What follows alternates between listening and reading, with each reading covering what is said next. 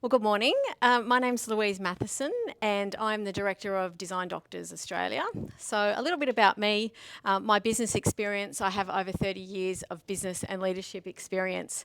Most of my career has been in corporate real estate in Sydney, and I moved to the Gold Coast in 2020 and I opened DDA Queensland, which I'll talk to you about a little bit more in a moment.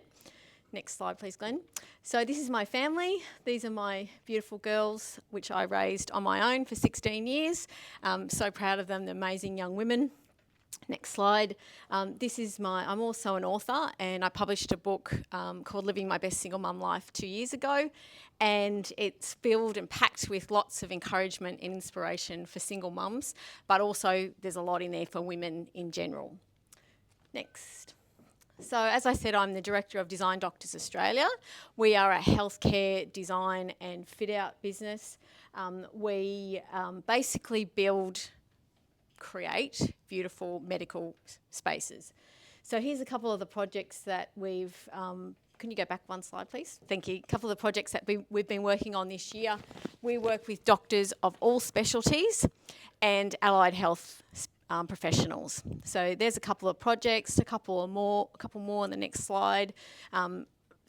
Vascular surgeon, GP clinic, what else? Plastic surgeon, specialist clinic. There's all the types of businesses that we work with. Here is one of our recent layouts that we have done for a client.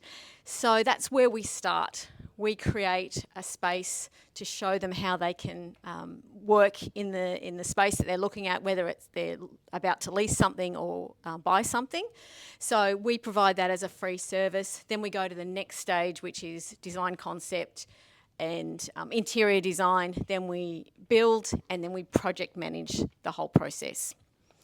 So I've been in business now 3.5 years, and it has been a journey. So we have created some great spaces. We've worked with some great clients. We're taking projects away from our competitors, and competitors are looking at us. And I've built myself a great team, and that's been awesome.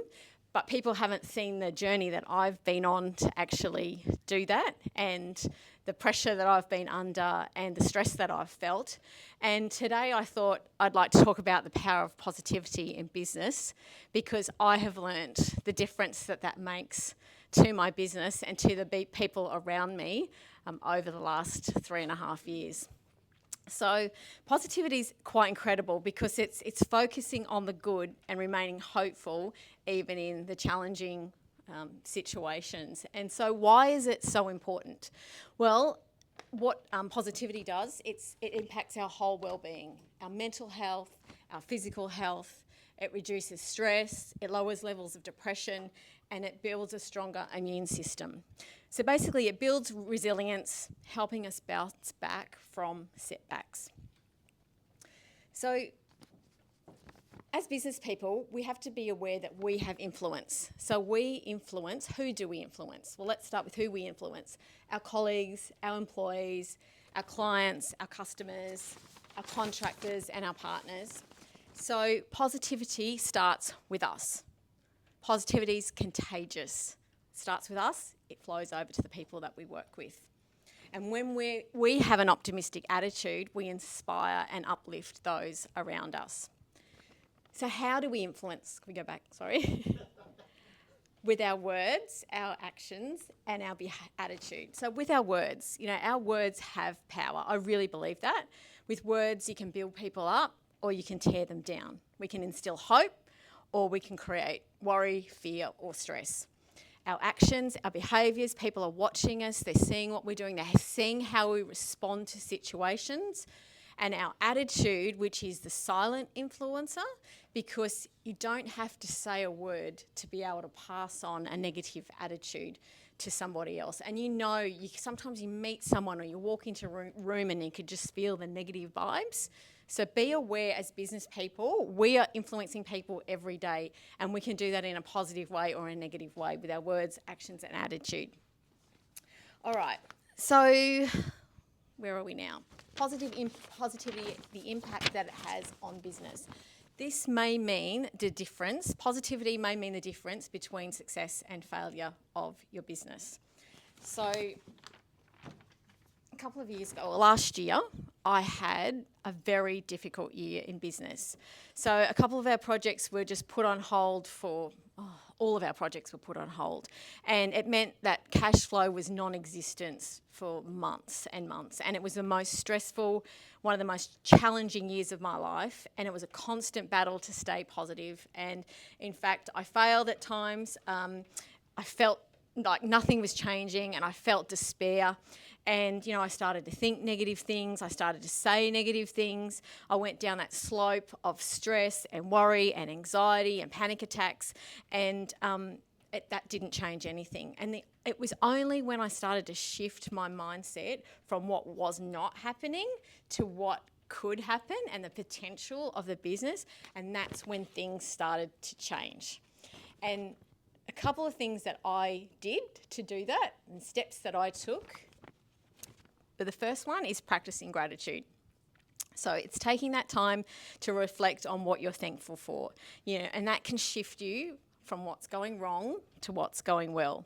And sometimes it's just finding that one small thing to be thankful for or grateful for, or just appreciate what you've achieved. And that will make the difference. Positive affirmations and self-talk, that's just a game changer. The way you speak to yourself and about yourself matters. So replacing negative thought patterns with affirmations and encouragement absolutely changed my mindset. So what positive affirmations do? They create expectation and hope. This year I've actually seen a massive difference in my business because of the way I talk to myself and the way I talk about my business. My business coach challenged me this year, at the beginning of this year, about what I say to people when people ask me how's business going. How I shift it from, I'm struggling, life's tough, to finding the positive spin on that. And what positive affirmations do is manage our emotions and, stops us from, freaking out basically, which I tend to do at times. The next thing is to have a vision and set realistic goals. So having a vision for your business gives you something to work towards and celebrate your little steps and your progress on the way. Recently, this year, I organised a strategy meeting for our team and I wanted to instill a vision for the next year. And so we discussed each person's role and how everybody's part of the business and where we were going, what we'd achieved this year, what we could achieve in the next 12 months and what I was hopeful for. And I just took everybody on the journey of where we were going, and it was so positive and so exciting, and everyone walked away just feeling pumped for the next 12 months of our business. The next one is to surround yourself with positive people. This is another amazing thing. Be around people who uplift you, who support you, who champion you. For me, the game changer was getting a business coach this year. He has been amazing. Last year, I think you all heard my story last time, my business partner died at the end of that horrible year that we had, and that just was the icing on the cake. So coming into this year, I didn't have anyone to bounce ideas off. I didn't have anyone to talk to about the vision of the business. So having a business coach absolutely was a game changer. So that was awesome. The next one is to take care of yourself and be kind to yourself. So, your physical health impacts your mental health. So exercise, eat well, get enough rest, take time out. And one big thing is to just stop and be still. Find a place, get out to the beach or wherever you go, get away from your phone, just stop and just rest. And finding humour. I feel that is there's nothing like a good laugh. So it always lightens your mood. Find something to laugh at, find people to laugh with. It just makes a massive difference. And number 8 is make time for your passion and your purpose. Because when you make time for your passion, that's the place where you find joy and contentment. And when you know your purpose, it gives you a reason to get out of bed every morning, and particularly when things are going tough. So purpose gives your life meaning. And so, it's important to balance positivity with realism. It's not about ignoring problems and pretending that everything is fine when it's not. But what it is, it's approaching challenging times with a constructive and hopeful attitude. So today, I just want to encourage you, when you go to do something, or when you go to say something, or even when you go to think something, I want you to stop and go, is that thought, is that action positive, or is it negative, and what sort of impact that's going to have on yourself and what it's going to have on the people around you. So that's it for me today.